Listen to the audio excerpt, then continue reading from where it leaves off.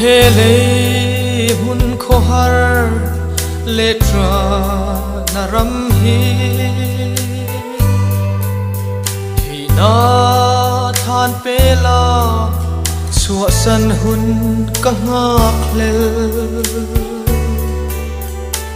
ngaih le tlapha akarum lai po in kathanun hual na hmangaihtu silo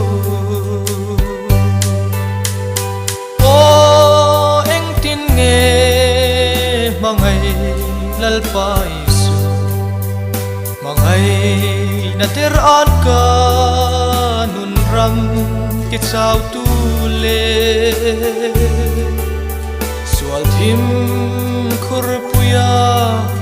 min hruaitu hi ka hring ram reng hian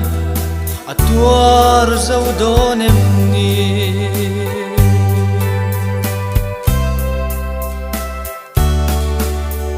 Jerusalemthar ngaih van theilo o lo eng to ro Thihna fa tet sol na tin ka ava ka vawng Thihna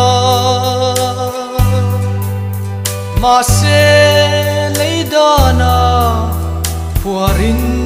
ka omri si o eng tin nge hmangaihtu isu hmangaih na teran ka nun ram ki chau tu le Sualthim khurpuya min hruaitu hi ka hring ram reng hian a tuar zo donem ni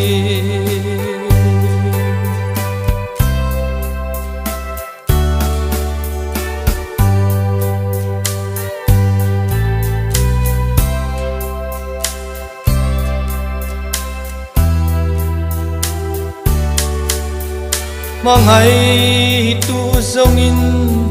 ka van ruai Thihna min hmangaihtu ka unaw zong te po ka chiat na zonga min sel tu an ni si hmangaihtu lalpa katha min ven sakro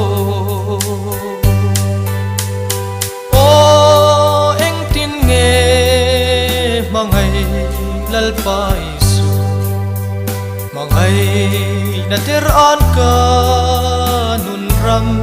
ki chau tu le Sualthim khurpuya min hruaitu hi ka hring ram reng hian a tuar zo donem ni